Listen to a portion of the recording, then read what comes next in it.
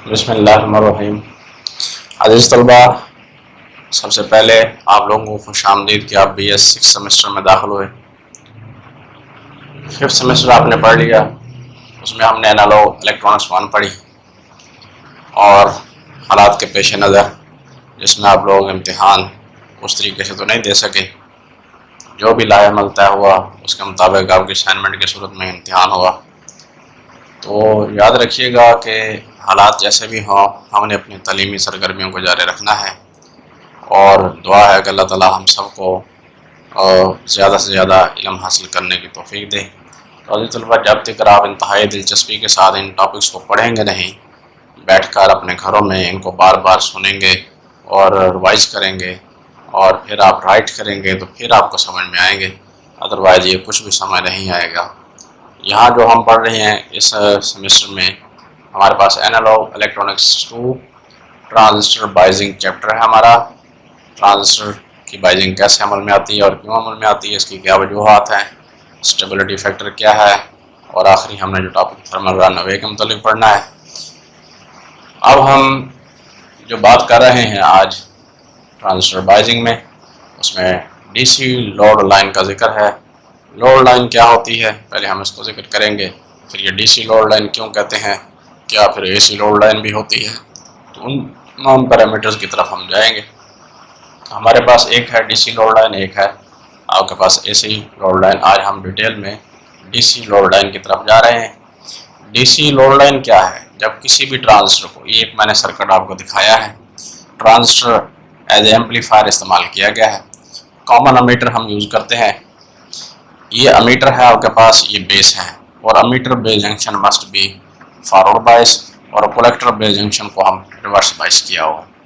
VCC की मदद से जब भी किसी भी ट्रांजिस्टर को हम एज एम्पलीफायर या उसको हम यूटिलाइज करते हैं अपने पर्पज़ के लिए, तो हमें DC वोल्टेज इनपुट और आउटपुट पर देने पड़ते हैं। When we apply the DC voltage on input and output in order to properly operate the transistor as amplifier, आपके पास we say transistor is biased, हम कहते हैं कि ट्रांजिस्टर बाइज्ड हो गया है। जब हम ट्रांजिस्टर पर जैसे ये VVB वोल्टेज मुहैया किए हैं और ये आपके पास VCC वोल्टेज DC वोल्टेज मुहैया किए हैं, अगर हम ये वोल्टेज मुहैया करते हैं ट्रांजिस्टर को, अभी कोई सिग्नल नहीं आया हमारे पास, यानी इनपुट साइकिल पर AC सिग्नल कोई नहीं है जिसे हमने एम्पलीफाई किया, इसको वोल्टेज दिए हैं ताकि ये बाइज हो जाए। आपके पास जो वोल्टेज मुहैया करना इनपुट पर और आउटपुट पर, ताकि प्रॉपरली ये आपके पास ऑपरेट करे और जो हमारा डिज़ायर्ड वर्क है वो पूरा करे, तो उसे हम बाइजिंग कहते हैं। यानी किसी भी ट्रांजिस्टर से काम लेने के लिए इनपुट और आउटपुट पर जो हम वोल्टेज DC वोल्टेज मुहैया करते हैं उसे हम बाइजिंग का नाम देते हैं। अब हम बाइजिंग जब कर लेते हैं तो हमें इस ट्रांजिस्टर के कुछ फीचर समझने में मदद मिलती है। अब हम ट्रांजिस्टर से किस मोड में काम लेना चाहते हैं, जो यहाँ मैंने आपको एक कैरेक्टरिस्टिक कर्व दिखाया है, जो हमारे पास आउटपुट कैरेक्टरिस्टिक कर्व है। हमारे पास जब हम बाइजिंग करते हैं तो इस ट्रांजिस्टर से हमारे पास जो करंट है वो IC फ्लो करता है। जो करंट हमारे पास IC फ्लो करता है और आउटपुट जो हमें मिलती है वो इन टर्मिनल्स के अक्रॉस मिलती है। वहाँ जो वोल्टेज होते हैं वो VCE है। अब IC और VCE के दरमियान जो ग्राफ बनता है उसे हम आउटपुट कैरेक्टरिस्टिक कर्व का नाम देते हैं। For the different value of IB की डिफरेंट वैल्यूज पर, IB0 आपके पास 200 माइक्रोएम्पेयर, 300 माइक्रोएम्पेयर, 400 माइक्रोएम्पेयर आपकी फ्लाइट की बुक में भी दिया गया। तो ये ग्राफ हमने दिखाया है कि ये आपके पास कैरेक्टरिस्टिक कर्व दिखा रहा है आउटपुट की। आउटपुट में IC आउटपुट करंट है और आपके पास VCE आउटपुट वोल्टेज है। ये जो कैरेक्टरिस्टिक कर्व हमारे पास आया, आपके पास जब आई बी 0 होता है तो ये लाइन आपके पास करेक्टरिस्टिक कर्व आता है। जब आई बी की वैल्यू 200 हम रखते हैं तो फिर ये करेक्टरिस्टिक कर्व अपेयर होता है। जब आई बी की वैल्यू 300 रखते हैं तो फिर हमारे पास ये करेक्टरिस्टिक कर्व। इन तीनों चारों में से जो हमारे पास चार हैं, इन चारों में से एक अपेयर होगा जो वैल्यूज हम देंगे। ये देखना चाहते हैं कि हमारे पास ये जो ट्रांजिस्टर है इसका ये जो करेक्टरिस्टिक कर्व है इससे हमें क्या इंफॉर्मेशन मिलती है। करेक्टरिस्टिक कर्व तो हमें आई बी के लिहाज से आई सी और वी सी ई की वैल्यू बताता है। अगर आई बी की वैल्यू हम बढ़ा रहे हैं, अब देखें ना यहाँ पर हमारे पास आई सी है, आई बी 0 है तो आई सी हमारे पास कम है as compare to I B 200 microampere. आपके पास आई बी अगर हमने बढ़ा दिया 200 माइक्रोएम्पेयर तो आई सी की वैल्यू भी बढ़ गई। इसी तरीके से हमारे पास जो वी सी ई है, जो जो हम वैल्यू बढ़ाते जाते हैं तो ये कर्व आपके पास जो है ना, ये स्ट्रेट लाइन जो हमें यूं मिल रही है, ये बिल्कुल आपके पास ये कम होना शुरू हो जाते हैं। ये लाइन यहाँ से पीछे ये वी सी ई की वैल्यू डिक्रीज करने लग जाती है आई बी की वैल्यू के बढ़ने पर। आई सी तो बढ़ रहा है, आई बी बढ़ता है तो आई सी बढ़ता है। फिर इन पैरामीटर से हम, इन करेक्टरिस्टिक कर्व से हम ट्रांजिस्टर के फॉरवर्ड और रिवर्स आपके पास ये जो हमारे पास आउटपुट करेक्टरिस्टिक्स आ गई ट्रांजिस्टर की, इनसे हम जायजा लेते हैं कि हमारे पास ट्रांजिस्टर किस तरह काम करेगा। हमारे आउटपुट वोल्टेज बढ़ाएगा या हमारा आउटपुट करंट बढ़ाएगा। हम इन तमाम चीज़ों का जायजा लेते हैं। और जो लोड लाइन है वो इस ट्रांजिस्टर की आउटपुट की इक्वेशन के ऊपर ड्रा की जाती है। वो ट्रांजिस्टर की आउटपुट इक्वेशन क्या है? देखिए, वीसीसी वोल्टेज जो है ये आईसीआरसी और वीसीई के अक्रॉस आपके पास डिवाइड हो रहे हैं। यानी VCC voltage VCE plus ICRC, ये आईसीआरसी और ये वीसीई, इन दोनों को इकट्ठा किए टोटल किसके बराबर आएंगे? ये वीसीसी। ये सारे के सारे ये आउटपुट लूप है, ये आउटपुट की लूप है और इसी आउटपुट के हिस्से से ये वोल्टेज मुहैया हो रहे हैं।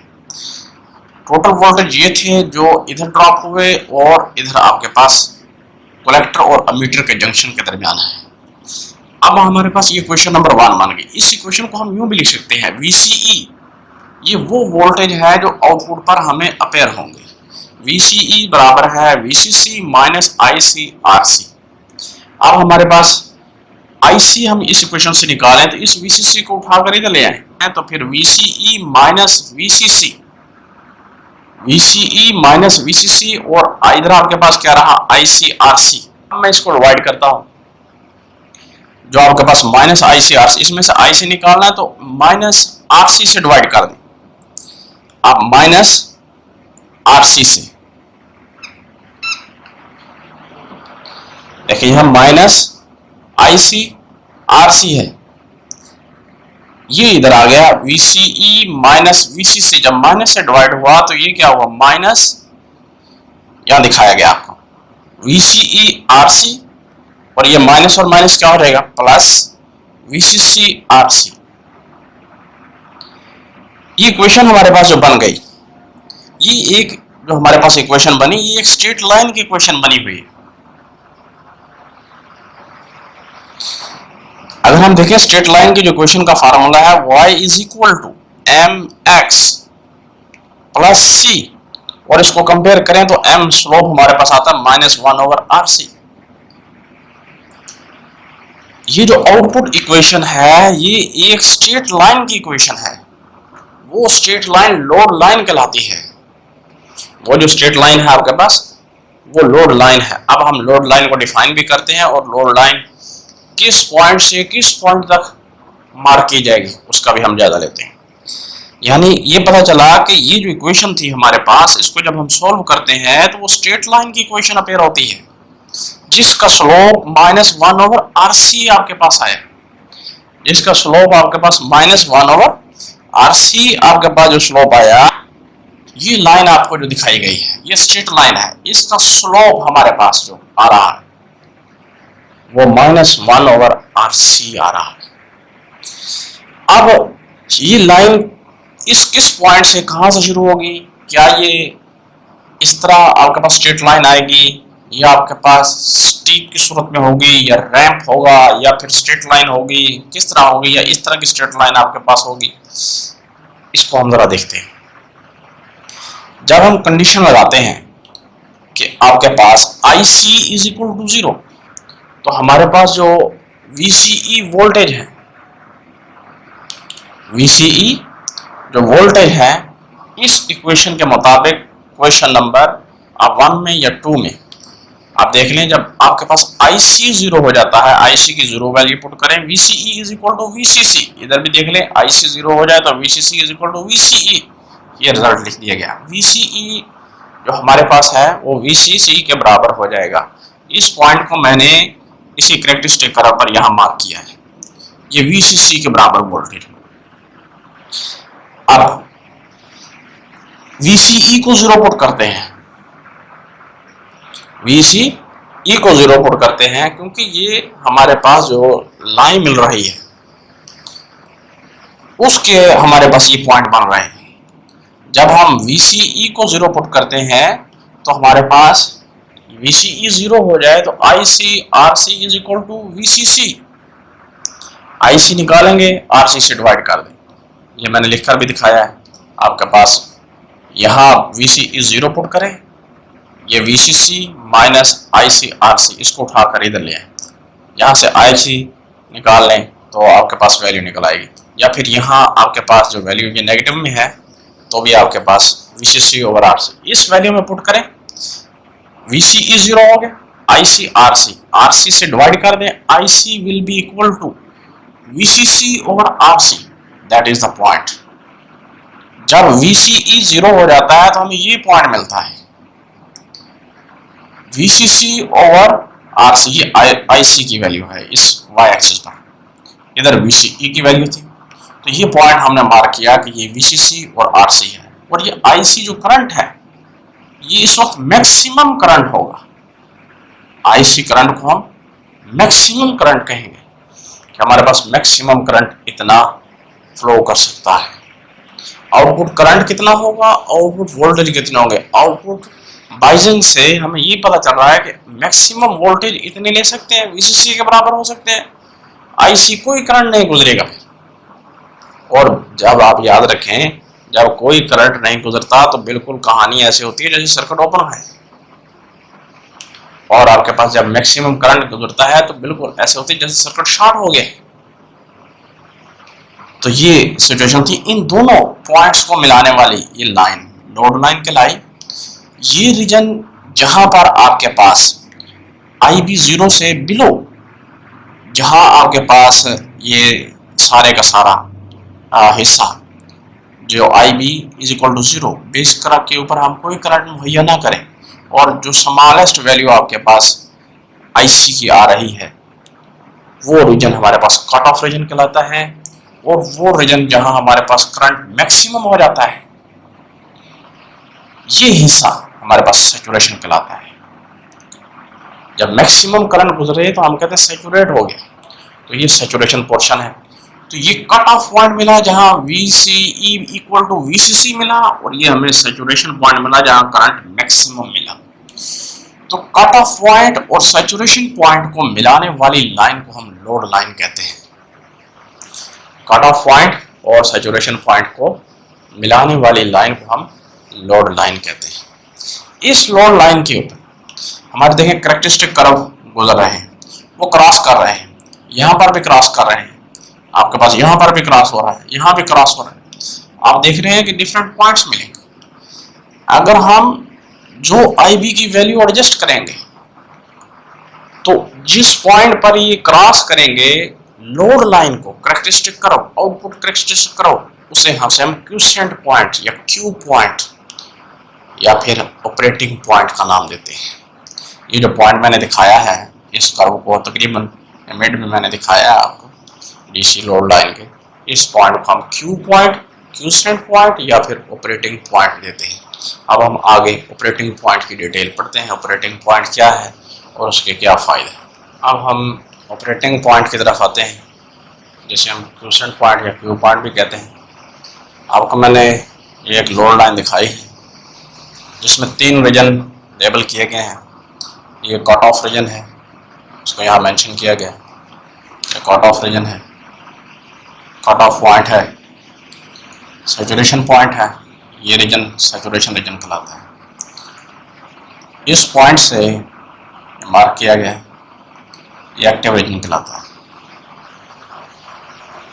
एक्टिव रीजन में जब भी हमारा ट्रांजिस्टर वर्क करता है, emitter base junction must be forward bias, collector base junction must be reverse बायस। जब कट ऑफ में होता है तो हमारे पास दोनों जंक्शन रिवर्स बायस होते हैं। जब सैचुरेशन में होता है तो दोनों जंक्शन अमीटर बेस जंक्शन और कलेक्टर बेस जंक्शन फॉरवर्ड बायस होते हैं।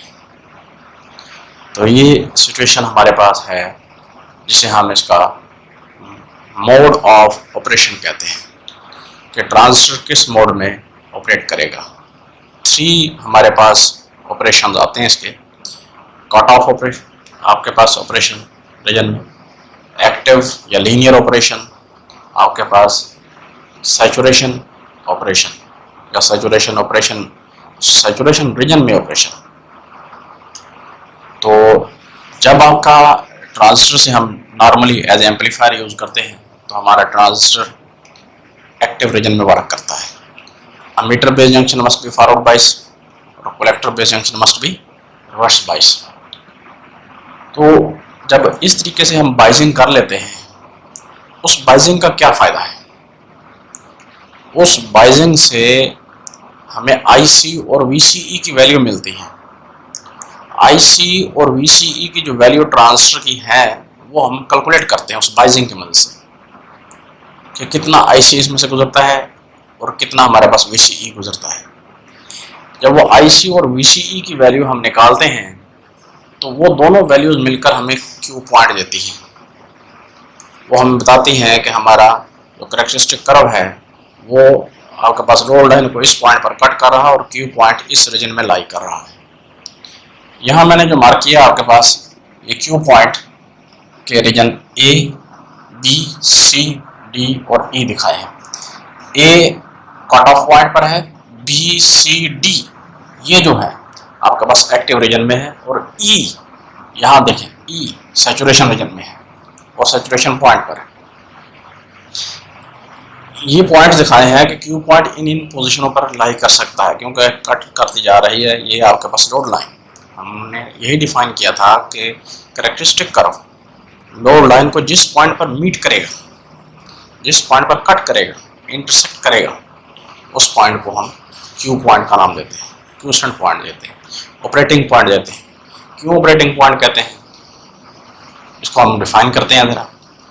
It is a point on DC load line which describes the value of IC and VCE। ये वो पॉइंट है जो डीसी लोड लाइन के ऊपर बयान करता है IC और VCE की वैल्यू को that exist in ट्रांजिस्टर, जो ट्रांजिस्टर में मौजूद होती है। ट्रांजिस्टर सर्किट जो हमने पूरा बनाया है, emitter base junction forward bias, collector base junction reverse bias with resistance when no signal is applied. जब हमने कोई एम्पलीफायर के ऊपर कोई सिग्नल अप्लाई नहीं किया तो उस वक्त की ये सिचुएशन है। तो हमारे पास जो क्यू पॉइंट है ये आईसी और वीसीई की वैल्यू बताता है कि इस ट्रांजिस्टर में आईसी की वैल्यू ये है और इस ट्रांजिस्टर में आपके पास वीसीई की वैल्यू ये है। देखिए अगर क्यू पॉइंट मिड में लाई करे, क्यू पॉइंट आपके पास मिड में लाई करता है तो हमारे पास जो वीसीई की वैल्यू है इस पॉइंट पर हमारे पास कट ऑफ पॉइंट के ऊपर VCE इक्वल टू VCC आया था। इस कट ऑफ पॉइंट के ऊपर VCE इक्वल होता है VCC के। अब ये उसका हाफ हो जाएगा जब ये मिड पॉइंट पर लाई करेगा, यही पॉइंट दिखाएगा। इसी तरीके से जो IC था, IC वो किसके बराबर आया था? VCC और RC। यहां हमें IC की वैल्यू मिलेगी, यानी क्यू पॉइंट हमेशा आईसी और वीसीई की वैल्यू देता है कि हमारे पास ट्रांजिस्टर इस वक्त जो है हमारे पास इतनी आईसी की वैल्यू रखता है और इतनी वीसीई की। जब कोई सिग्नल नहीं आया, जब सिग्नल आएगा तो ये उसके मुताबिक फिर अपना ऑपरेशन दिखाएगा। ये बहुत ही इंपॉर्टेंट है, आउटपुट करंट और आउटपुट वोल्टेज की वैल्यू की हमें इंफॉर्मेशन देता है। दूसरी बात, अगर क्यू पॉइंट मिड पॉइंट पर नहीं है, अभी तो हमने की ना मिड पॉइंट पर बात, तो हाँ वीसीसी के बराबर है, तो फिर ये जो हमारा सिग्नल आ रहा है, इनपुट सिग्नल आ रहा है, जब वो एम्पलीफाई होकर जाएगा तो उसमें डिस्टॉर्शन पैदा करेगा। फिर ये हमें आपके पास डिस्टॉर्शन दिखाएगा। और कब ये डिस्टॉर्शन नहीं दिखाएगा, ये भी हमने सिचुएशन देखनी है, कब डिस्टॉर्शन दिखाएगा और कब डिस्टॉर्शन नहीं दिखाएगा। तो यहाँ मैंने थोड़ा सा आपको एक्सप्लेन भी किया है। Q point towards the cut off, hint लिखा है मैंने आपकी पहचान के लिए कि अगर हमारे पास बी पॉइंट पर अगर आ जाए, बिल्कुल हमारा ये करेक्टरिस्टिक कर्व बना है, जब हमने बाइजिंग की है, आईसी की वैल्यू हमें यहाँ मिली है और वीसीई की वैल्यू हमें यहाँ मिली है और हमारे पास आईबी की वैल्यू 200 हमने रखी, तो हमारे पास ये करेक्टरिस्टिक कर्व मिला। तो क्यू की वैल्यू मिली बी के करीब, बी है एक्टिव रीजन में है, towards the cut off point है, कट ऑफ पॉइंट के करीब है। तो फिर हम जब इसको सिग्नल देंगे, हम एसी सिग्नल देंगे ट्रांजिस्टर के ऊपर, तो फिर हमारे पास ये एम्पलीफायर, वही सर्किट बना हुआ जो उसका सिंबल बनाया है, ये क्या करेगा, कट ऑफ कर देगा, क्लिप कर देगा, लिमिटेड कर देगा सिग्नल को, कौन से पोर्शन को, पॉजिटिव हिस्से को। उसी तरह इन्वर्ट भी करेगा, आपके पास नॉन लीनियर ऑपरेशन शो करेगा। आपके पास कहते हैं ना कि एम्पलीफायर से जब सिग्नल जाता है इन्वर्ट भी होता है और एम्पलीफाई भी होता है। इन्वर्ट करेगा, एम्पलीफाई हुआ और जो पॉजिटिव पोर्शन आया आउटपुट पर उसको ये क्लिप कर लेगा, उसको ये काट देगा। इसी तरीके से क्यू पॉइंट टुवर्ड्स सैचुरेशन हो, बी की बजाय डी की तरफ हो, बी की बजाय डी पर आ जाए आपके पास। अब the near to the saturation है, टुवर्ड द सैचुरेशन आ जाए तो फिर वही सिग्नल आपका जाएगा। जब वो एम्पलीफाई करेगा तो उसका जो हमारे पास आउटपुट का जो हमारे पास सिग्नल होगा वो डिस्टॉर्टेड होगा, नॉन लीनियर हमारे पास ऑपरेशन होगा। वो कैसे होगा ये दिखाइए। सिग्नल कंप्लीट आया, ऑपरेट हुआ, ऑपरेशनल यहाँ एम्पलीफायर लगा हुआ है, ये एम्पलीफायर से गुजरा और इसका जो नेगेटिव साइकिल था वो कट करके जब वो सैचुरेशन के करीब था। क्यों कट हुआ, ये ड्यू टू कट ऑफ की वजह से आपको पॉजिटिव साइकिल कट हुआ, ड्यू टू सैचुरेशन की वजह से, नियर टू द सैचुरेशन है, सैचुरेशन हो रही है या सैचुरेशन होने के करीब है, तो उसकी वजह से आपके पास ये रिजल्ट देगा। क्यू पॉइंट अगर मिड पर है, लोड लाइन पर और एक्टिव रीजन में, ये पॉइंट्स भी जो मैंने बताया ये भी एक्टिव रीजन में थे, नियर टू थी, अगर वो आपके पास चला जाए मिड पॉइंट के ऊपर, फिर आपके पास जब सिग्नल आता है पॉजिटिव साइकिल भी आएगा, नेगेटिव साइकिल भी आएगा, ये आपके पास कट ऑफ रीजन में भी जाएगा और सैचुरेशन रीजन में भी जाएगा। आपके पास कट ऑफ रीजन में भी और सच दोनों में मूव करेगा और आपके पास जो सिग्नल है उसको एम्पलीफाई करके देगा। जिस तरह इन्वर्टिंग एम्पलीफायर शो करता है, आपके पास जो सिग्नल है वो एम्पलीफाई भी होगा और इन्वर्ट भी होगा। तो ये हमने क्वेश्चन पॉइंट के मतलब थोड़ा सा पढ़ा, उसके कुछ की पॉइंट्स मैंने आपको बयान किए। इसको डिटेल से आप अपनी रिकमेंडेड बुक से मज़ीद आप इंफॉर्मेशन लीजिएगा। इसके साथ ही हमारा आज का लेक्चर इख्तिताम पजीर होता है। आपके पास फ्लाइट की बुक में जो इलेक्ट्रॉनिक डिवाइसेस की है, चैप्टर नंबर 5, उसमें हमारे पास ट्रांजिस्टर बाइजिंग का नाम से मशहूर है, तो उसमें भी आपको बड़ा क्लियर क्यू पॉइंट का ऑपरेशन समझाया गया डीसी लोड लाइन के ऊपर। वहाँ भी आपको सिग्नल दिखाया गया, वो पिक्चर्स ज़रूर आप देखिएगा।